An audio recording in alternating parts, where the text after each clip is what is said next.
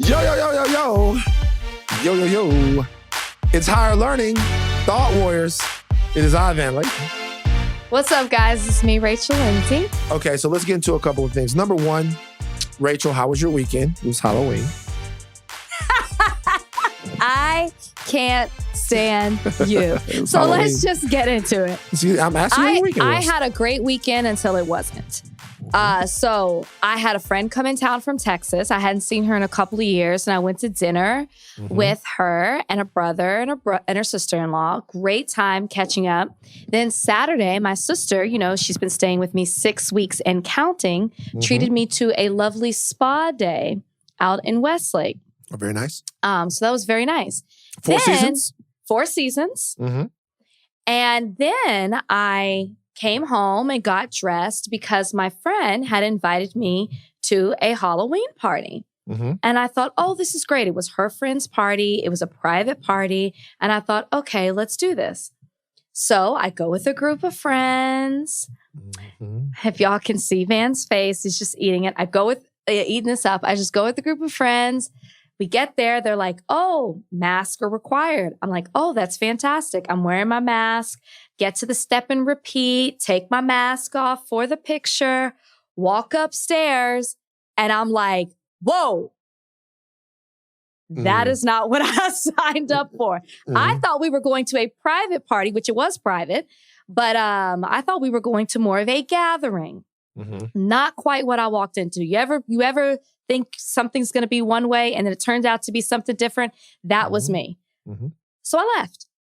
So what's happening is, and why Van is smiling and why Van is laughing is because Bachelor Nation, love-hate relationship, gotta love them. But people have been coming at me because they saw a picture of me in front of the step and repeat with a group of friends without a mask. That's all they saw. Okay. But they're the people who continued and stayed at this party. You see pictures of them at a concert. I mean, not pictures, video of them at a packed place and a concert. Where was Rachel in the video? You weren't in the video. Thank you. Right. Thank you. So people are calling me a hypocrite, saying I was participating in a super spreader event. And I just really find this interesting because, I find it interesting because one, like some people were telling me, and shout out to Amanda who wrote me and I had a nice conversation with in my chat. She was like, you should come out and make a statement. And my thing is why do I need to come out and make a statement? At this point, people have already made up their minds and it doesn't matter what my truth is. In hindsight, I probably should have said, I just assumed what it was going to be rather than walking in because I didn't even know you could have parties like that. I'm going to be honest with you.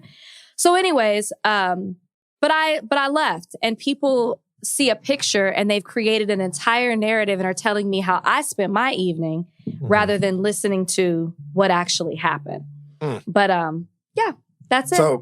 So somebody hit me up. I'm not going to say the name. No, say the name. No, I won't say the name. I'll say a name. No, somebody hit me up and they got like, unreal how Rachel was at this party after being vocal about taking COVID serious.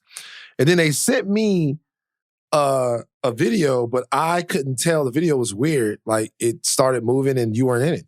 I'm like, she's not there. It's like she's in the group pic far left. And then you see the same thing with her in the video. And then I'm like, oh shit, that is her. And then in the picture. And then it says you can see Christina and Whitney. I don't know who they are. There are 2 of my friends from The Bachelor. One of them is who invited me to the party. Like Christina and Whitney, and then boom. And then, because when you look at this video, it starts to get the turn up. It's a nigga on somebody's performing. Sway Lee. So Sway Lee performed, and there's people in there, and they he's performing. They're not wearing masks. They really turned up. 99% of the people in there did not. I was extremely uncomfortable. And I'm looking in the video for you, and I couldn't find you in the video, and then I saw you in that picture, and I was like, yo, Rachel, like it was weird because it was almost like it was your own version of the Amy Coney Barrett get together at the White House. Where Chris well, they weren't honoring me. They weren't. The event was not for me. It wasn't for you, but it was kind of like Rachel Coney Barrett a little bit. That's kind of what I was thinking. And then this I was is why like, they love you. This is why they love you. And then you know what happened? What? This is what happened. Just as I was getting into my most devious little brother mindset, I thought about something. I said, there has got to be a story. And and that's more what I wanted more than anything. I was like, there's no way. There's a point, I think people need to understand this. There's a point to where you get to know someone, to where you know that there's got to be more to it. There's got to, I'm like, there's no fucking way. And then I noticed that in the videos where they were showing the people inside of the party turning up, you weren't in those videos. And I was like, oh, maybe she took a picture and then she left. Or maybe, she had her own booth. Oh, I walked in and I saw it. Right. And I was like, whoa. Whoa. Right. I definitely saw it, and I'm not, and well, thank you for not being a devious brother, even though, you tried it with the Rachel Coney Barrett. I'll give you that. I'll give you 2 points for your creativity there. But I think what's just disheartening is how quickly people will turn on you. And it's like, you're such a hypocrite. You're a disappointment. You're this. And it's like, I can get how you can say, oh, well, she was in that picture. Oh, maybe she was there. But as I told Amanda when I was talking to her, I was like, listen, I can give a statement, but people have already made up their minds on it. So I'm not here to defend myself. I can just simply tell you what the deal was. Like I even went and told my boss because I was like, I feel like when I was there and I walked in, I felt disgusting. Like I came home, I took a shower. I was like, I think I'm going to wait a couple of days. I'm going to go get tested. Like I wanted her to know that I was at least there and I was like, I'm out. Like, I can't be. It was more shocking because I'm going to tell you, Van, you see people talking about these super spreader events. You hear about these parties in LA that are getting shut down. It's a whole nother thing to see it. I mean, people don't care. It was hot. It was on 3 floors and you could go outside. But where that area where the concert was, and this is what happened. The DJ goes like, I'll walk in, DJ's like, hey, everybody's got to come down to this floor before the performance happens. I was like, out. Right. But it was, I'm telling you, you watch it and you were like, this is why COVID's going to continue. Mm-hmm. It's crazy. Someone said to me, well, nobody's dying our age. And I go, I was like, I literally have had a friend who died. Yeah. So it's disappointing when people are like, Rachel doesn't take this stuff seriously. And I'm like, you guys, I literally walked into something I was not expecting at all. It's tough. It's like people have invited me to parties. Mm-hmm. Now, don't get me wrong. Like I'll go over to like a friend's house, a couple of people. Like tomorrow night, I'll be hanging out with the great Tommy Alter at his place. Tommy. And it'll be probably 4 or 5 people there. We sit around, we watch, probably something like that. It'll be, around that. But people invite me to stuff like mansion parties downtown and stuff like that. And my response when people invite me to stuff like that is, fuck you.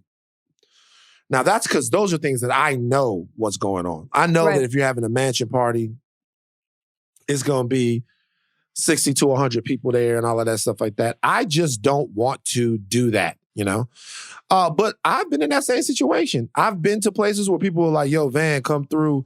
We about to, and then you walk up in there, and when you get up in there, it's like 30, 35 people in there.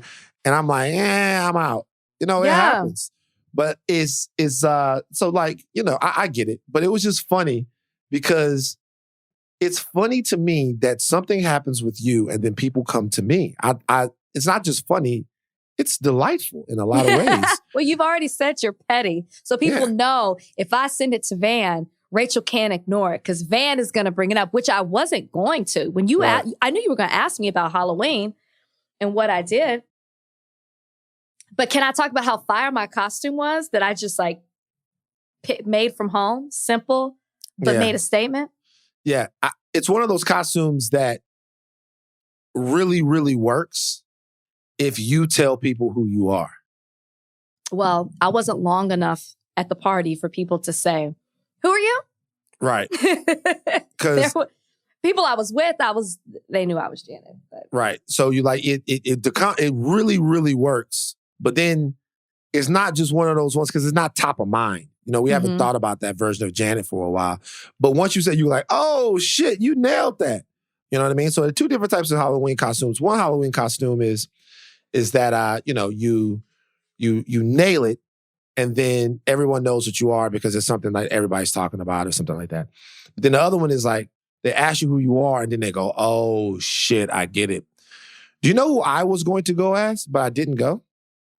Who? I was going to be Van Jones for Halloween. Oh my God, that would have been so good. Yeah. What happened? Well, me and Van Jones had a talk a little while ago. And I'm going to talk more about that talk that me and Van Jones had because it wasn't. Does he want to come on the podcast? He's going to come on. He says he's going to come on after the election. But okay. Van Jones and I had a discussion and, we talked as men. And there are some, there's some things there. So I didn't want to, go ahead and ratchet that up and go as Van Jones and stuff like that. Because people have different. That would have been so good. So perfect. So good. So perfect. Me as Van Jones. So perfect. Now, look, there are a lot of topics that we could potentially talk about. Yeah.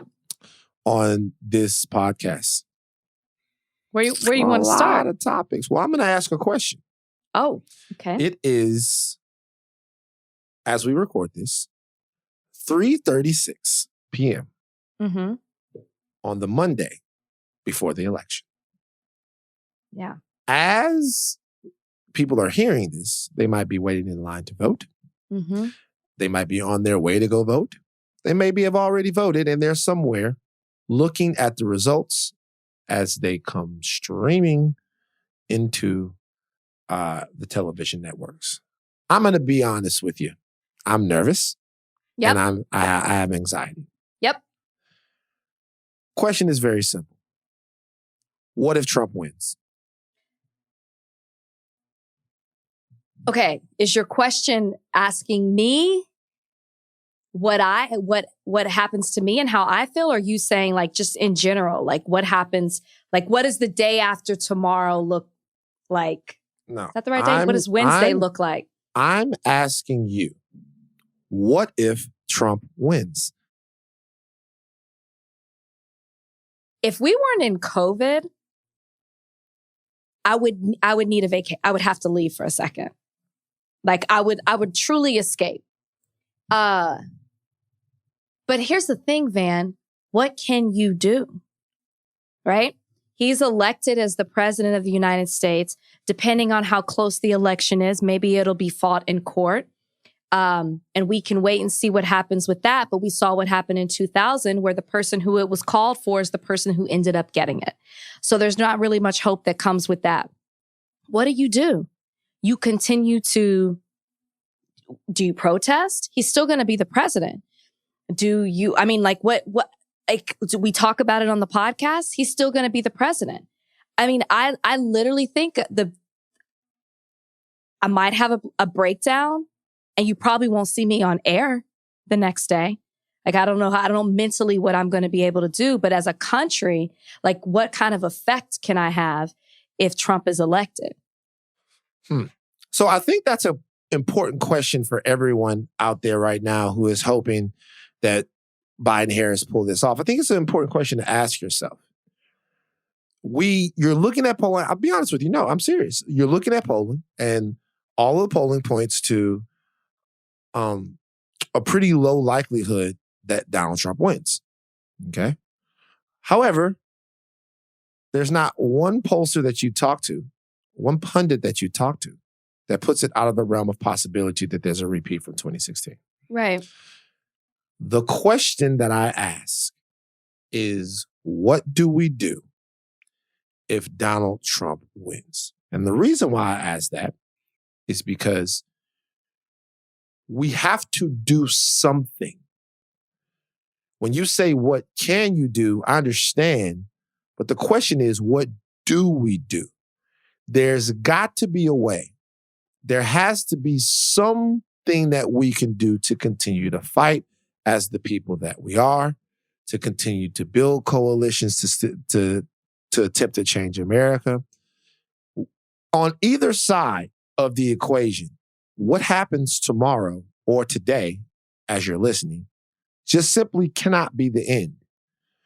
If Biden and Harris win, it is only the beginning of a prodigious job that they have to do in terms of bringing some sort of healing and reconciliation to the most battle-weary country I've ever seen in my 40 years. So the question is, and the question that I feel like no one's really been asking because we've been so invested, is what do we do if, in fact, Trump wins the election? I'll tell you why nobody's asking that question. One, because I don't think anyone has the answer to it, right? You ask, what do you do? I can't tell you specifically what can we do. Can you? I think it's a, do you have an answer? No, I mean, I have thoughts, but not an answer. I think that people are scared to ask themselves that question because we don't want to picture the what if. Mm-hmm. And I don't even want to manifest that. I don't want to put that type of energy out there. I know you should prepare for the worst, mm-hmm. but I don't want to put that out there. So I think a lot of people have come from that mindset of, I don't even want to think of what that looks like. Mm-hmm. And I also think that you have to ask yourself that same question if it is Biden-Harris, because you can't expect that the world's going to change and things are going to stop just because the candidates that you want get into office. That's all. Like, you still have to have a plan. Okay, so what do we do to enforce the things that they promised us were going to happen under their administration? Either way it goes, there's got to be some type of plan. It's scary. I agree. I guess the reason why I'm saying this is, we talk about going to get medical stuff done. You're having a weird feeling. You dread the diagnosis. But once the diagnosis is here, you need a plan of action. And sometimes you can only really do that after.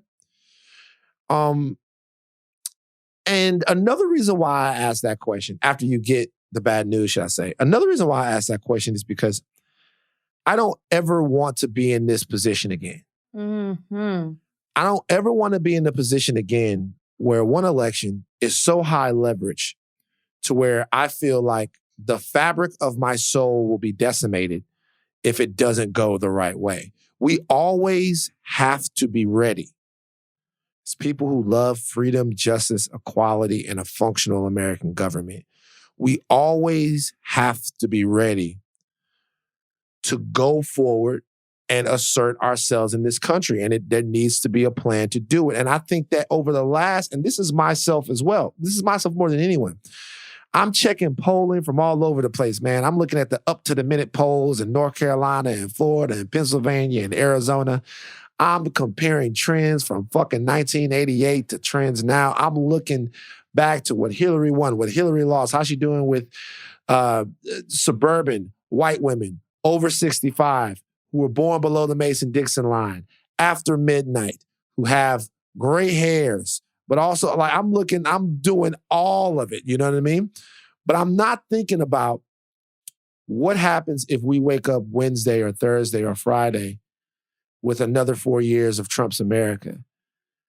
I mean, you're like, not alone. So like, I was thinking maybe I would move to Canada, but the reality is I probably won't. Borders are closed. Right. So can't even get there. I probably won't. So we'll still be here, and either we can be frustrated and we can be destroyed, or we can be active and we can be hurt. And I don't know what that looks like, but I am kicking myself right now for not having prepared for it more. But Van, you can't do that, because how could you have prepared? What could you have done prior to this day to prepare for the possibility of another Trump administration for the next 4 years? What could you have done? Honestly.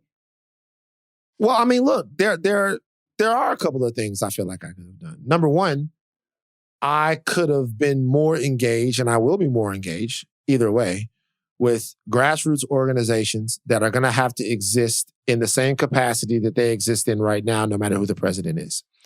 So even if the president even if Biden wins, there are organizations right now that are still going to be dedicated to fighting some of the same social ills that have existed in our communities and in American communities for generations. And that work is going to continue to be done. And you're going to have to do that work no matter who's in the White House. And so I think that there needed to be, and really, in terms of what we're going to do as a voting bloc, what we're going to do as a people, I don't know how I really get past my feelings about the Trump administration, but we can't ever sit it out 4 years in terms of progress. The country can't. I'm not saying, by the way, I'm not saying that Donald Trump has, I'm not saying that I know anything. The overwhelming odds are that Donald Trump loses, that Joe Biden and Kamala Harris win. The overwhelming odds are. But I just feel a little way from having had an almost religious belief in the fact that, one side had to win in order for us to save the world. And that very well may be true. Well, what I hope doesn't happen is that in 2016, we saw that people, there are 100 million people who did not vote. And this time, there are historic numbers with the early voting. And we're seeing people vote in ways in numbers that they haven't before.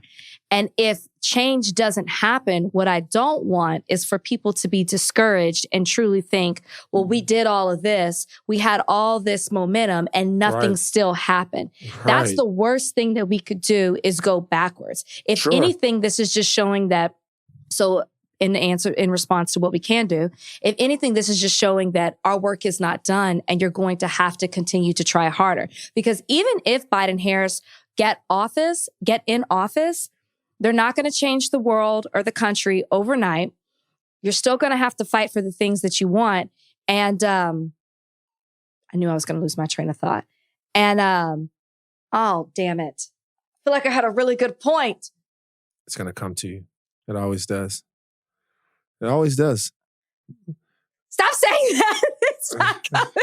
It always does. Leave this in the podcast, by the way, Rachel losing her train of thought, because sometimes the blood clots that you get from exposure to COVID, sometimes those can stop your cognitive. Oh, please let me remember. Like leave this in. Leave this in. Just so we know, Amy Rachel Coney Barrett going out there and being at the suit. It's happening right now. Look at her. It's happening. Look, she's pointing her head right now. The whole deal. I can't. You're saying too much. I can't remember something about Biden and them in office. All right. All day. Rachel, what year is it right now? What year is it? It's 2020. Okay, there you go. Just making sure. I'm back. Just making sure. Right. It happens to people. Yeah, but it's interesting. I've been obsessing so much about all of this. And it's so difficult to surrender. It's so difficult to give your spirit up. It's so difficult to not continuously ponder the worst case scenario for me. It's so hard. It's almost impossible.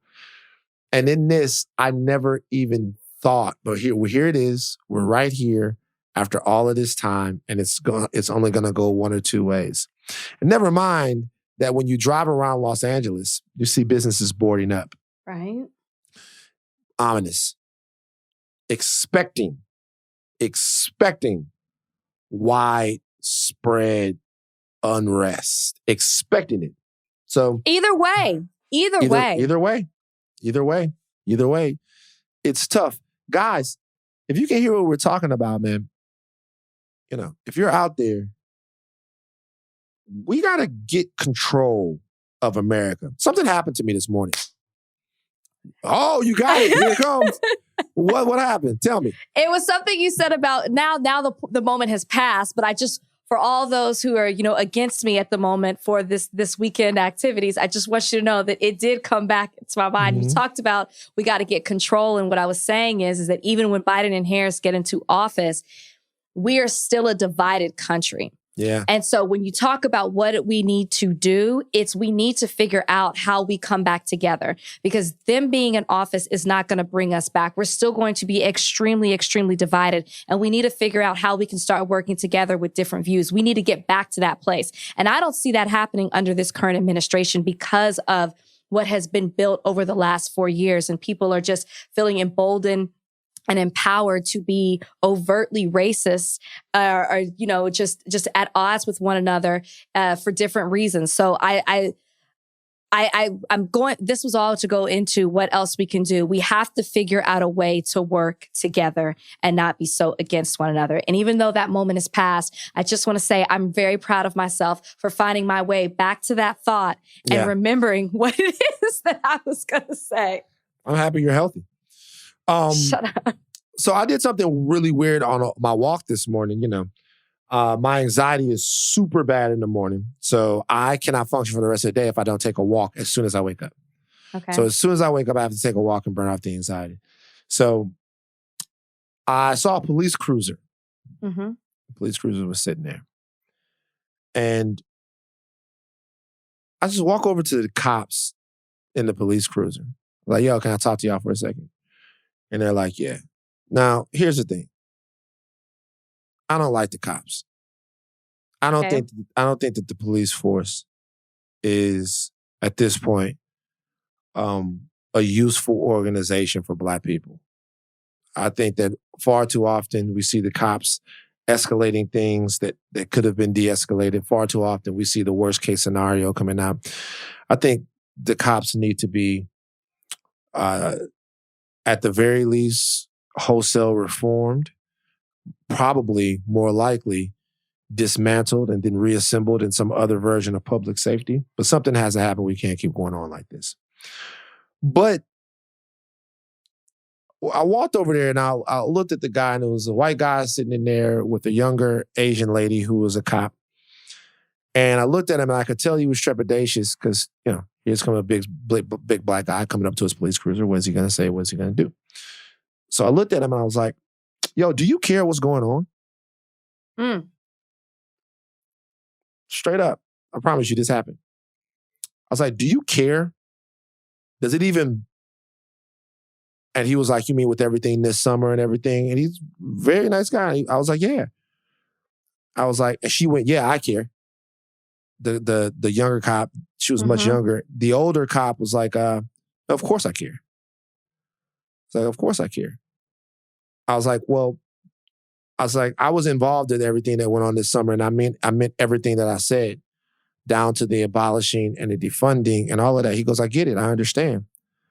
And I'm like, what do you, when you say that you care, what do you care about? He said, I care, that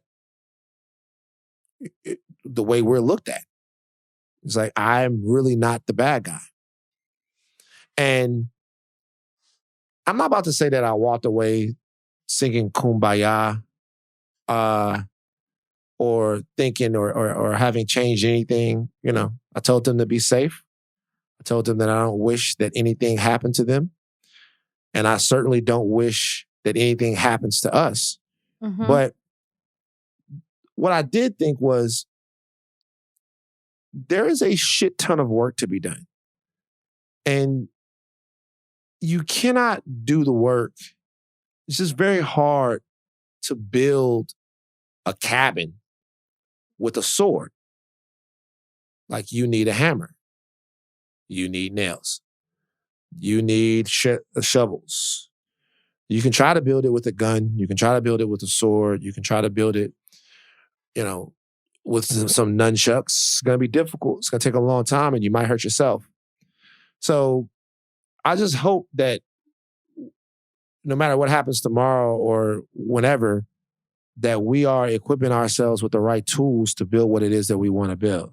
Mm-hmm. And we have the right leaders and the right thought leaders to equip us with those tools. And by the way, those tools that I'm talking about, you might have to use them to dismantle some things. And that's going to be hard for a lot of people too. But I don't know. The tools are very important, and we can't stop trying to forge those if the election tomorrow doesn't go our way. I agree with you. Did talking to the cops ease your anxiety? I think it didn't ease my anxiety, but there's something about Van that is very specific, is that I don't do well with resentment. Like I don't think anybody does. Some people like it. Some people fuck with it. Some people like to be vindictive, and some people like to be, whatever. But I don't do well with it. Like if you can, for me, it's just better for me to just talk and say, hey, look, boom, here it is. This is the way I felt, whatever, and just leave it so that I can move on unencumbered. Yeah. I'm proud of you for having your own version of uncomfortable conversations. With white cops. But see, but I'll tell you something though. Here's the thing. This is the difference between me and Emmanuel. There's a lot different between you and Emmanuel. But when Emmanuel does it, he does it with a really low body fat. And that's the two differences between me and me. I do it with a little jiggle. That nigga comes in, that nigga, like, it's sometimes hard. You know what? When we get Emmanuel on here, sometimes wear regular clothes to it. Like, wear like a bomber jacket or something. That's just not how he dresses. I know, but that's like, it's very...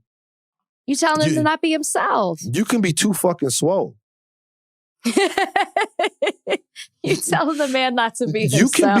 You can be too fucking swole to have a serious conversation. Please lead with that when we have him on the show. Yeah, like the question that I want to ask him is like, my G, do you ever feel like you're too swole to touch on some of these issues? Because I just want to know, do you ever feel like maybe you bench too much? Because I'm looking at him and he's making great points and having a great conversation. I'm like, how much that nigga squat? That nigga swole as hell. So you're distracted. He distracts I'm distracted. You. Right. It's distracting. It's distracting. But no, he does a fantastic job. Now, so I hope that everybody gets out and vote. And I hope that the work that we have to do is with the Biden-Harris campaign and not with the Trump campaign, because I'm ready for this fucking shit to be over. But I want to say this. You were upset about the Halloween party, right, when you saw it, which tells me that you were in Los Angeles. Do you know why? Why? I don't know if you got the news flash, but COVID does not exist in Atlanta. Well, that's why my sister came here, because she wanted to go to a place where COVID does exist and not run away from one where it doesn't. She should have stayed in Atlanta because no COVID in Atlanta. And I think that we got a little insight. Shout out to the homie T.I. T.I. was talking to Speedy This is the is this dumb segment. Okay, let's do it. Okay. Is this dumb? Shout out to T.I. Let's do it. Is this dumb? Yeah. Okay. So T.I. was talking to Speedy. Speedy does great interviews from over there in Complex. Speedy had that classic moment with Ray J not too long ago. Shout out to T.I.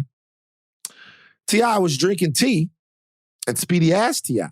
He said to T.I., so 3 teas a day keeps the COVID away. And this is what T.I. responded. COVID starts in the throat.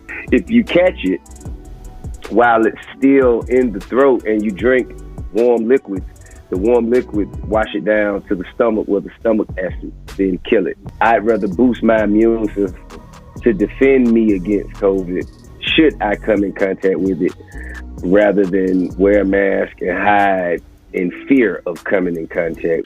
Okay.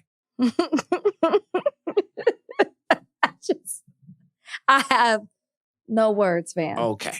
It's okay. Let's just, first of all, I fuck with T.I. That's my homie. I fuck with him. So in order to let's just have a science conversation. Fuck that. Fuck anything else. Fuck our personal opinions. Let's just talk science. Okay. A science conversation. Let's do it. Okay. So let's take some of these claims. Number 1, does hot liquid kill COVID? Forget about how you feel about who made this. Does hot liquid kill COVID? Rachel, is that true or false? I would say false. False. Okay. So people used to say, I want everyone to know, okay? People used to say that the COVID's in your throat, you wash it down to your belly, the stomach acids kill the COVID, okay? People were saying that for a long time. That's not true, all right? It says that's not true. This is COVID, not fucking heartburn. Right. All right? However, is it true that drinking certain teas can boost your immune system and help you fight COVID? I don't know. But but here's the thing. I don't even want to answer that question. I don't even want to answer that question because that's playing into the stupid statement that he made. I'm not... Because you're giving him an out. Because he could be like, well, that's what I meant. I'm not giving him an out. What I'm saying is that the very importance of when you talking about some shit, you got to know what you're talking about all the way through. And so while it is true, because I'm going to be honest with you, and here's the fucked up part. You wake up in the morning and you say, I'm going to take turmeric, I'm going to take zinc, I'm going to take magnesium, I'm going to take all of these things, and then I'm not going to wear a mask. You can't do that. Right. You got to take turmeric and you got to take zinc and you got to take vitamin D and you got to do it, and you got to wear a mask, right? Right. So one is not a substitute for the other. And also, the magnesium and the zinc and the two, they're not going to kill the COVID. They're going to better prepare your body to fight the COVID. Right. However, some of those teas will help boost your immune system to help you fight off different colds. So he's not wrong about that. He's just wrong about the fact that the tea will kill the COVID and then you don't have to wear a mask. And not only is he wrong, but that's so dangerous, Tip. That's it. No, go ahead. That's your boy. And I like T.I. too. But come on. There was no dangerous. sarcasm. There was sarcasm in what was said with the 3 teas a day makes the COVID go away. T.I.'s response was real. That was matter of fact. It's not funny. It's not funny. But it is funny. It is funny. It's very funny. It's funny because it's like, damn. It's crazy. Did you see T.I. and Dave Chappelle going back and forth on the gram? Was it about this? It was kind of about COVID. Dave Chappelle was telling people you got to wear masks and stuff like that. Like, you guys, look, it's nothing to wear the mask. Just wear the mask, man. But what are you fighting for? What are you fighting for to not wear a mask? I don't get it. I don't understand it. I don't want to understand it. And going back to what you said about T.I. and just being irresponsible, and you got too big of a platform. We laugh about it because it sounds so stupid, but there's a whole audience of people who are like, well, you know what? I'm going to try what T.I. said. T.I.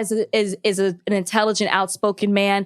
I'm going to trust in what he says. He's been around. He might know what it is that he's talking about. That's dangerous. And you know that it's killing our people at a disproportionate rate than it is for white Americans. Or just white people.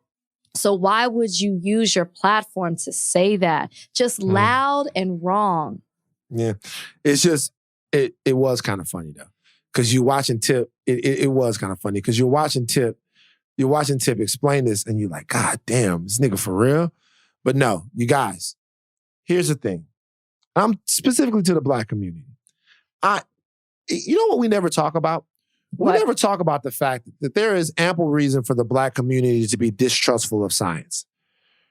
Okay. Seriously, there is. And you talk about the Tuskegee experiment and sort of how different organizations have preyed on the Black community and all of those things like that. And, if your grandmother sits you down and tells you, hey, well, there was an experiment back in the day, don't listen to that doctor.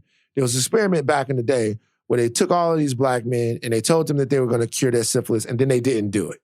And they just watched how the syphilis ravaged their bodies, right? Mm-hmm. Or when you hear Black women talk about the fact that, they have to be much more aggressive with their doctors when they're telling them that there's something wrong with them because doctors think in some way Black women are stronger during pregnancy than other people are, and they don't listen. So the whole phenomenon of Black people not listening to things that come from white authority, I get it.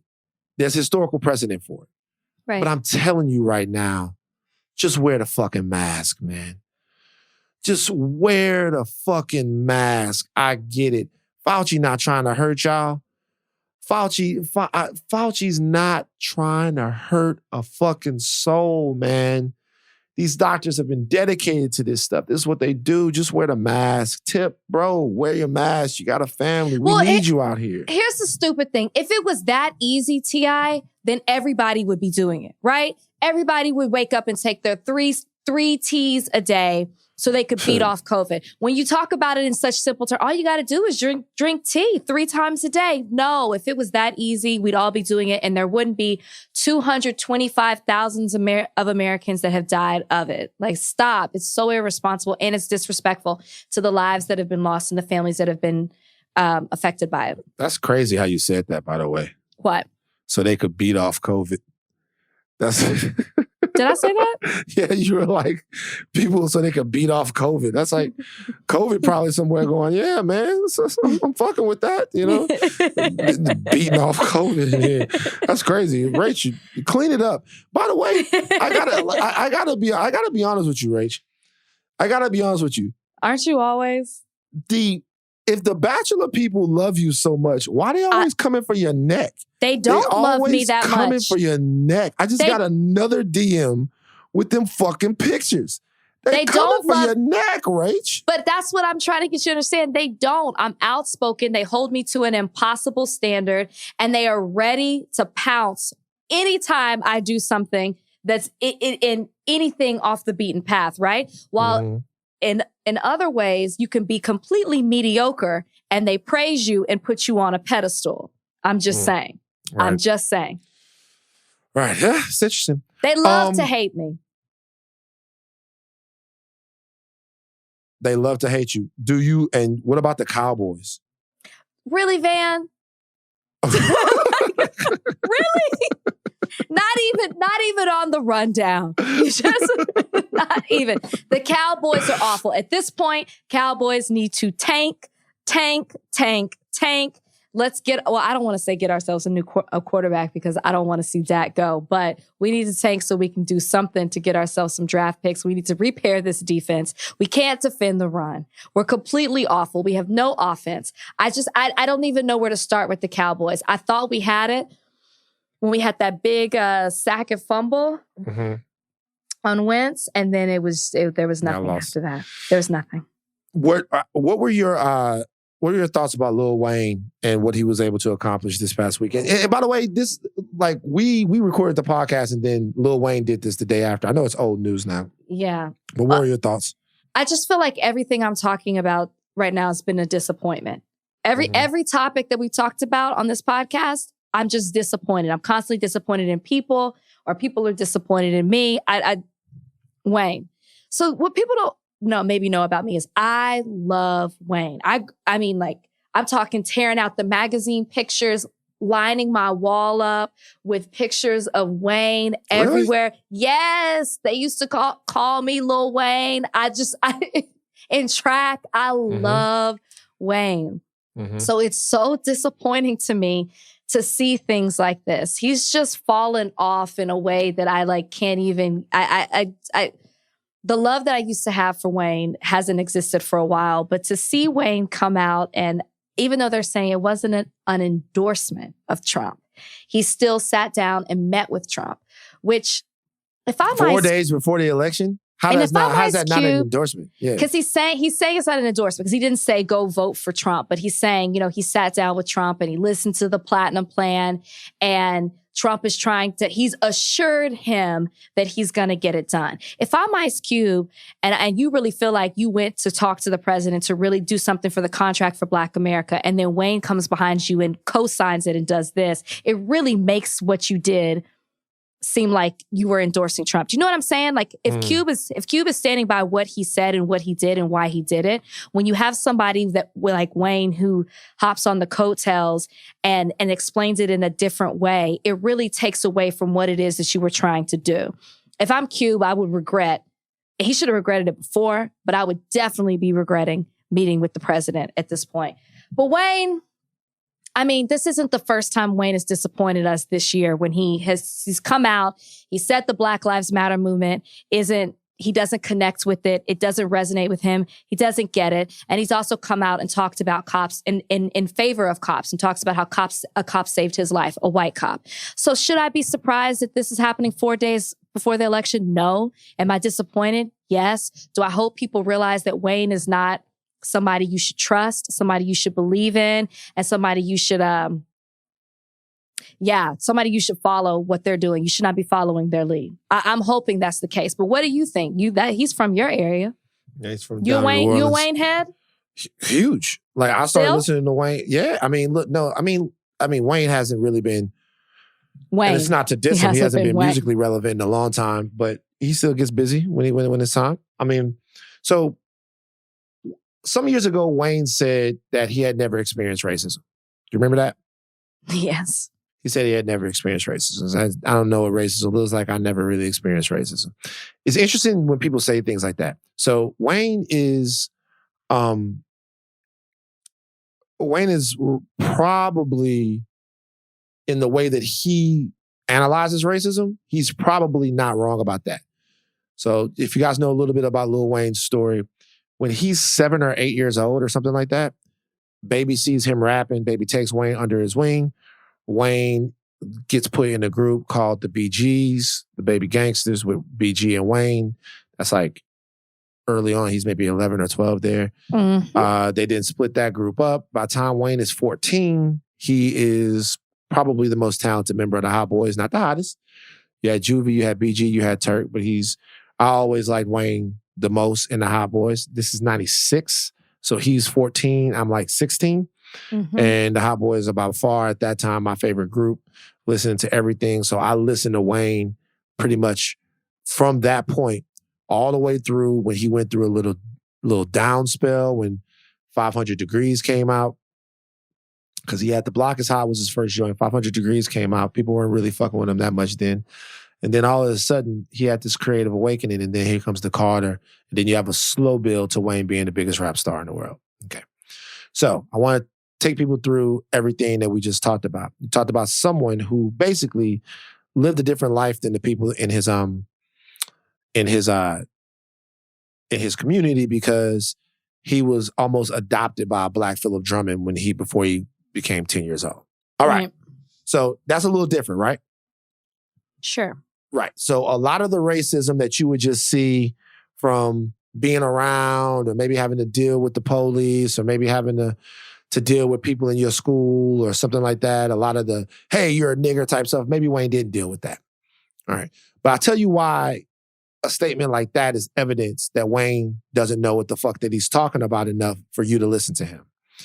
The reason being is because Wayne is from Holly Grove, mm-hmm. right? So he's from a project down in New Orleans, right? And there is no way for you to understand what racism really is and come from there and say that you've never seen racism. The entire reason that exists, and the people that are around you that grew up with you, the ones that have died, the ones that have killed, the ones that have been put in all of those depraved situations, it's because of racism. Now, what you should really say is, you don't really understand what systemic racism looks like, right? You can't fathom what it is. You know whether or not somebody calls you a nigger or beats you up because you Black, but you don't know what racism in action, the dynamic system of it really looks like. Okay, cool. That's all fine. People come to that at different points in your life. It's people that get to be, Wayne's I think 38. There's people that get to be 40, 45, 50 that finally decide, hey, I got to do something about this situation. I didn't realize how bad it was. That's cool. My thing is that somebody that obviously has that little of a grasp of the inner workings of American society as they relate to race and economics, why do we allow ourselves to care about what they say or who they're voting for?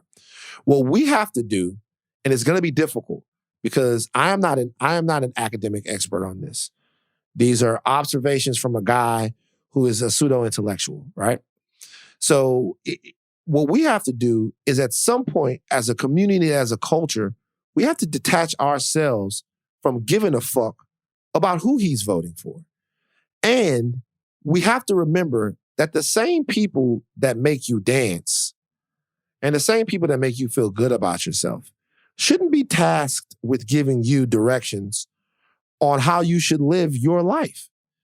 It's just not the same thing. And we have to remember that there's also been a situation to where after all of the guys from the 60s and the 70s and the ladies too got their fucking heads blown off for being out front with us, we have now replaced those influencers with entertainers.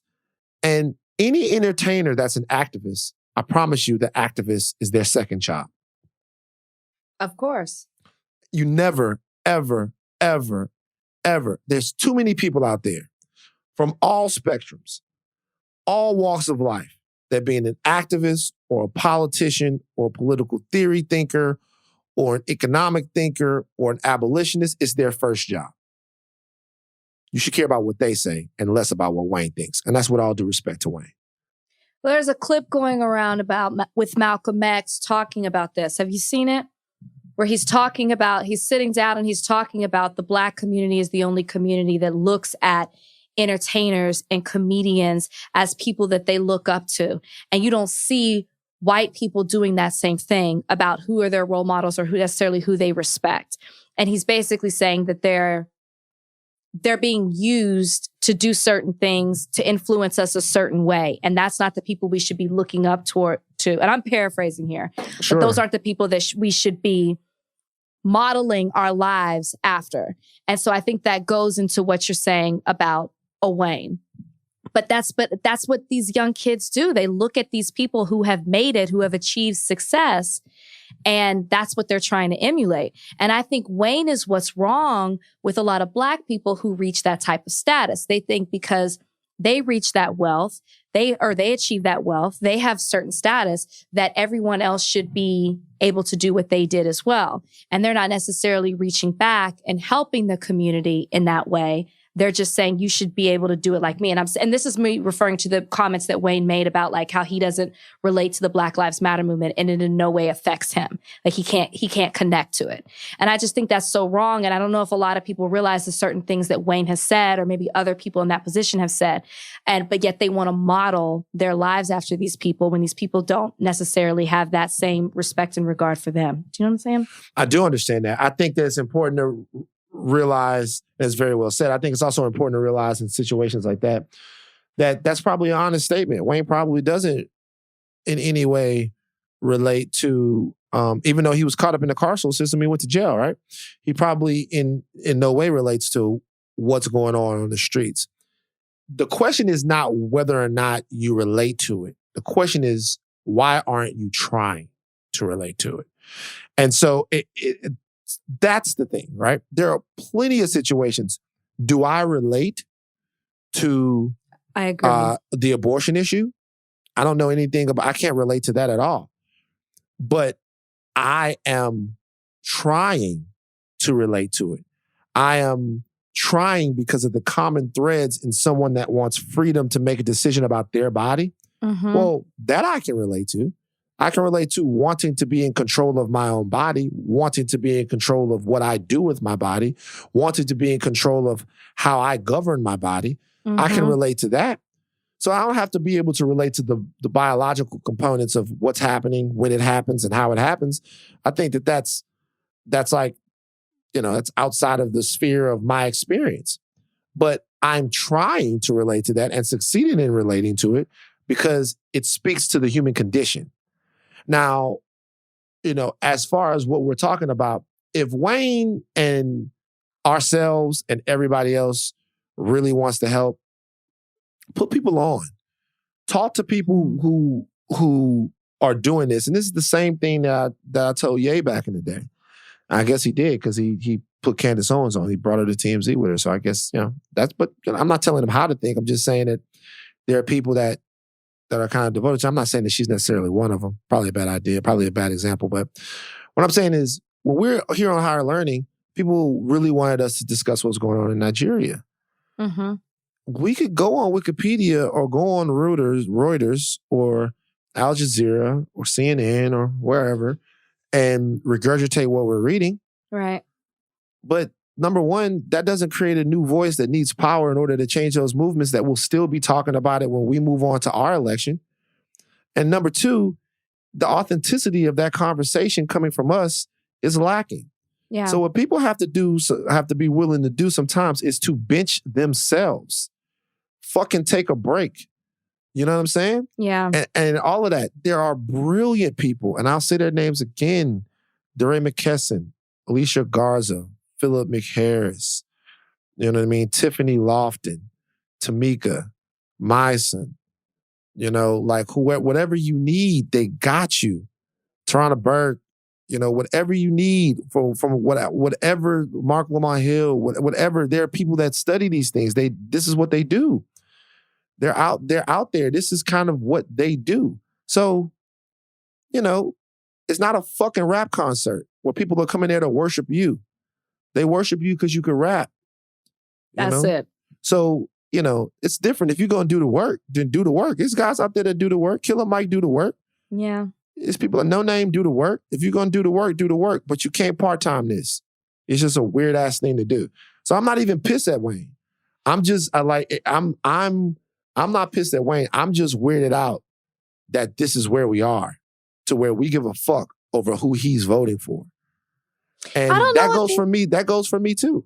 I don't know if necessarily it's like I give a fuck about who he's voting for. It's just more of what he's using his platform for, right? Like, I don't care that he's voting for, I mean, I care, obviously. I don't want to see him vote for Trump, but it's just more of 4 days before the election. You know how crucial all of this is. You want to come out at this point and do it. You know what I mean? Like, yeah. Yeah. Do you still listen to Wayne? He might still be on my Apple Music, but you might still listen to him. Wow. So basically you're voting for Trump. I haven't listened to him. Okay. You're voting for Trump. Go ahead and Go ahead and create your own narrative. That's going around these days. I'll be honest with you. This has been one of the most problematic stretches of Rachness in a while. Oh, God. It's been, be honest with you. Do you feel like you're getting more problematic by the day? No. Why do you think I'm getting more problematic? I mean, you out here fucking flirting with COVID. You definitely at least winked at COVID. Ooh, they love you, Van. You are full batchy now. I, by the way, not only am I full batchy, I'm a full batchy because I really wish that they'd have done the election today so that I could watch The Bachelorette tomorrow. Because I don't know, like, we better win. Biden better win, because if Biden loses and I miss The Bachelorette over that shit, I'm going to be super pissed off. It's a good episode. It's a good episode. Like, is it full clear? Does Tayshia come in? You can't tell. I can't tell you. Damn. Tayshia's coming in. What about Dale? Dale's there. I thought, I'm not gonna lie, me and Kalika were driving down La Cienega, and I thought I saw Riley. I swear to God. You might have. I don't know. No, I think he lives in New York. I thought I saw Riley, and I made the block. Like, I Poor swear. Kalika. She's like, what are you doing? I'm like, I'm telling you, that nigga right there with the pointy ears eating outside. What did you see first? The ears or the arms? I saw the ears, but I couldn't really see the arms. And so I was like, I'm going to make the block. And if he got the ears and the arm, I'm pulling up on this motherfucker. If he got the ears and the arms, but when I came back around, he had the ears, but not really the arms. His arms were nice, but not Riley got. Riley arms is jacked. Okay, you got a few favorites from this season. If you could pick one of the guys to come, other than Dale, if you could pick one of the guys to come on the podcast, who do you want? It's Bennett, and it's not even close. Okay, all right. It's Bennett, easy. I've been doing my homework on Bennett. Bennett. Yeah. I've been doing my homework on Bennett. Bennett was fucking with Outkast back. Is Bennett from Atlanta? Yeah. Bennett was fucking with Outkast back in the day. He had the AT Alien shit on. Bennett's mom. Did you see that video of Bennett's mom? Bennett's mom is an ally. Bennett, yeah. Bennett, like I'm telling you, man. We'll have Bennett on. Bennett. We'll have Bennett on the podcast. Do you fuck with Bennett or no? Yeah, we'll get him on the podcast. I'll get him on. Yeah, Bennett the man.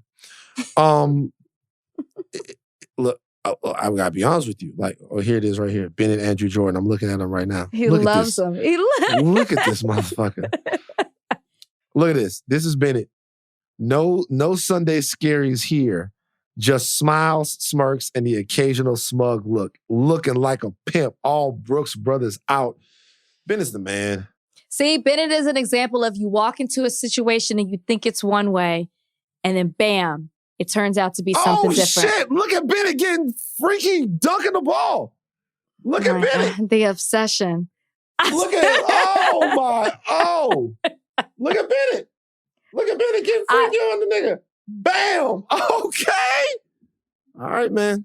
That's the man. That's all I'm saying. I can't wait for him to come on the podcast. That's all I'm saying, man. This is my gift to you. Yeah, that's all I'm saying. Lil Wayne is not the only person that has taken the last couple of days to endorse the president. Who? Brett Favre endorsed the president. Oh. Jay Cutler endorsed the president. Question, Jack Nicklaus endorsed the president. After somebody has endorsed President Trump, are they forever tainted in your mind? For me, at this point, yes. You know, maybe 2016, you might have just been like giving somebody a pass. But what we've seen over the last 4 years, where our country is right now, with the things that President Trump is doing days up before the election, what he's inciting, what he's encouraging, all that kind of stuff. And you want to publicly come out and say that you're endorsing Trump and you're going to say it with your whole chest. I have a huge problem. Like Brett Favre, we saw pictures of you golfing with Trump. So that's not really that big of a surprise. But in light of what the current state of the country is, and you want to come out and say, forget all of that, Trump for 2020, forever changed. But all those people you named, I also don't really have an opinion on either. Like that, like it doesn't, like Jay Cutler, really? Like I don't really have an opinion on you regardless. I'm neither surprised or upset at the endorsement. Do you, are they forever different in your mind? Yeah, it's probably going to be, It's But that goes for everybody. It's probably going to be too much. It's probably going to be too much to come back from. When I say forever different, I mean, it's just I'm always going to remember that you went with the empire. You know what I mean? It's always, I'm always going to remember that you sided with fucking Emperor Palpatine and Vader and goddamn, Grand Moff Tarkin. Like it's just a thing at this particular point, it's just hard for me to detach. When I read Jack Nicklaus, obviously legendary golfer, and he talked about the fact that he liked President Trump. He doesn't always agree with President Trump and what he tweets and what he says. But people say that. I wonder if they actually remember what President Trump has tweeted and said. I wonder if people if they remember that President Trump has actually, forget about the insults, the calls to violence, and there are direct calls to violence, like calling to beat up protesters. It's a direct call to violence, like telling cops that he wishes they were harder and less gentle on suspects, like let them bump their heads, don't be so gentle with them. All of those things, like just other stuff that Trump has said and done.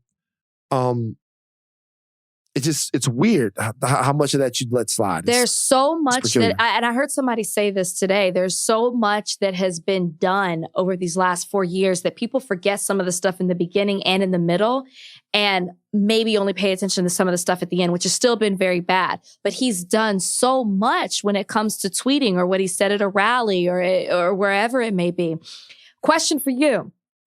Yes. Do you look at people who support Trump differently? And by that, I mean, when there's someone who publicly says it, right? Publicly endorses Trump versus someone who silently votes for him.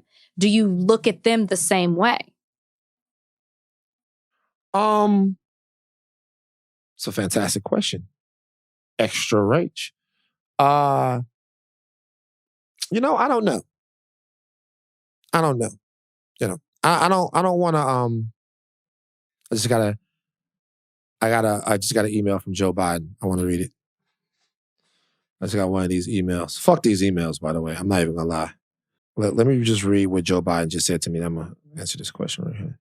It might feel like there's nothing we can do to affect the outcome of the election at this point, but that cannot be further from the truth. This fight isn't over.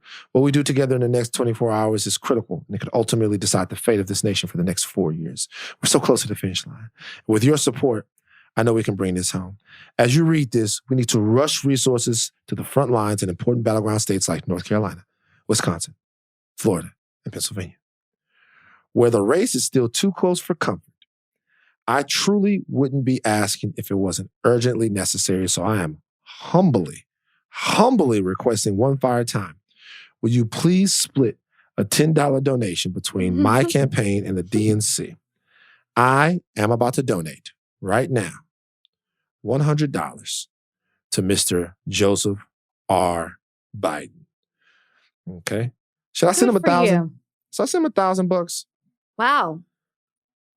Go send him $1,000. Why not? You already put it out there. Go ahead. Add an extra zero to that. It's 10, 25, 50, 100, 250, 1,000, and 2,000. I'll send him $1,000. All right. So see, the reason why your question is so fascinating is because before I even answer the question, I gotta say one more thing. You guys, if I seem more muted in this episode, there's a reason why. I don't think you guys have any idea how stressed out I am. And as we are doing this podcast, I am on Xanax. Like I am as nervous and as keyed up as I could have possibly been. I am right now on Xanax. And I just care so deeply about people's lives and what happens to them. And I know that sounds fucked up, but I want this season in America to be over, man. I want this season to be over. To your point, there's a difference though. There's a difference when people like outwardly like is sort of endorsed because now they're proselytizing and trying to get people out there to do it. So yeah, probably the louder you are about it, the louder my fuck you is. You know? I guess I'll come back to you at another question in this episode of Van Interviews Rach and Rach Interviews Van before the end of the election. Don't we have to? You're from Texas. You lived in Florida. I'm from Louisiana. Okay. There are people in those states that don't agree with us politically. We still want their lives to get better. Is there a point, even with those people that are Trump supporters and have supported the president within our community and and outside of our community, don't we at some point have to figure out how we craft policy and how we do things in this country to make sure that they know that we care about their lives? Like all of these people that are flying flags and being assholes and running around doing stuff, part of the reason that this guy was able to do what he was able to do is because they felt like nobody cared about them. Moving forward, the lessons that we've learned from the past, how do we make those people, some of whom don't fuck with us, but we're just talking about politically, how do we make those people believe that we also care if they have health care and good jobs and all of that stuff? Wait.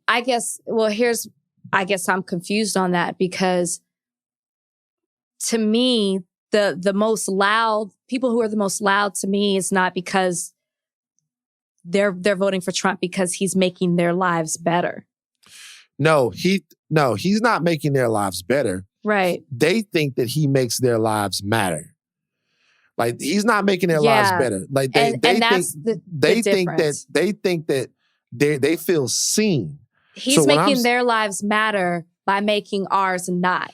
And that's and Oh, go ahead. Well, I'm just saying, my thing is, there are full swaths of America, some Trump supporters, some not, that we just can't go back to not seeing them. And that a lot of this has to do with the brothers inside of the community that are supporting Trump too. Yeah. These people got to be seen. They got to have some way to get their shit off and feel like they're a part of this thing too.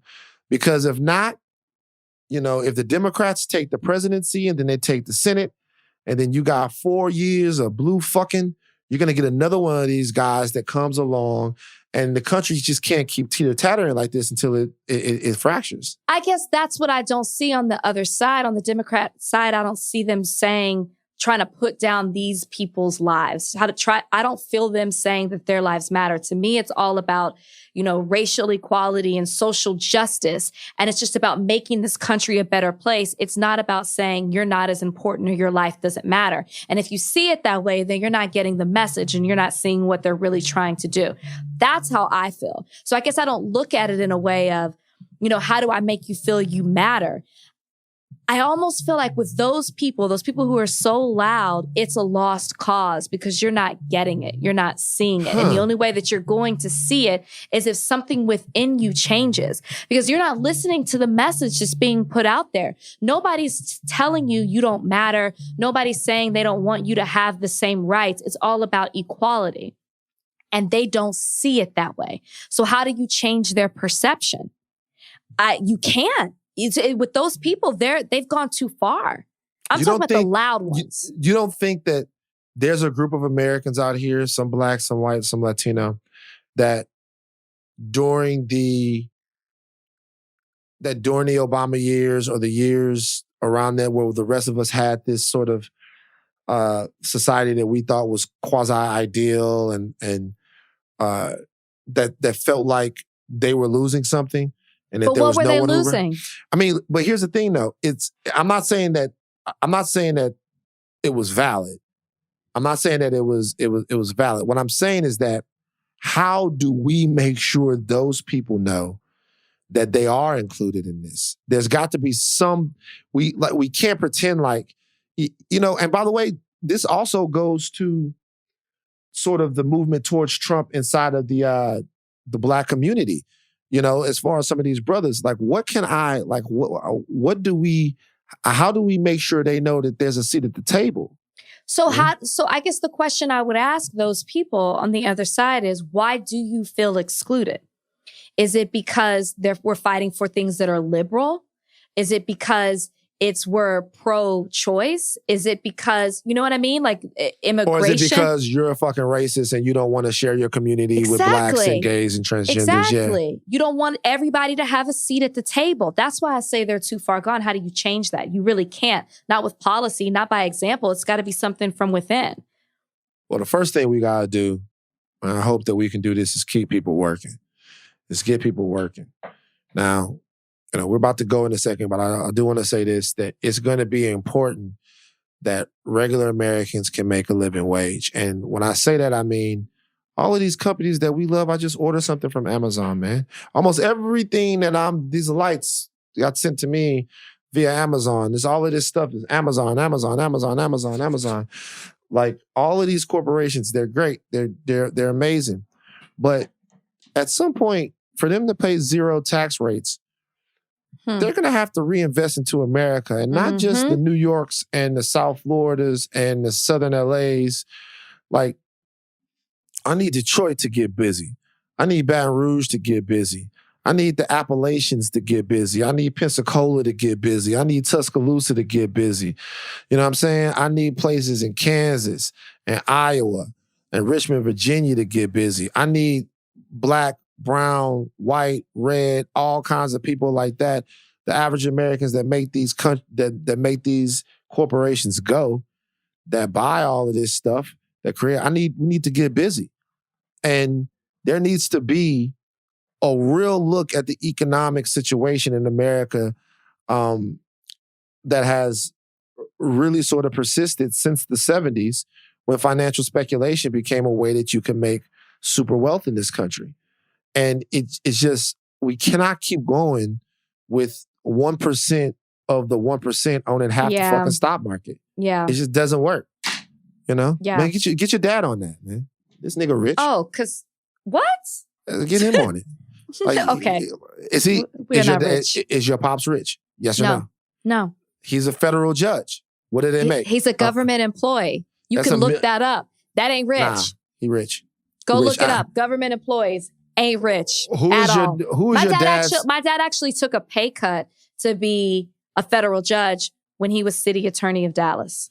Your dad? Whoa. Your daddy was the DA?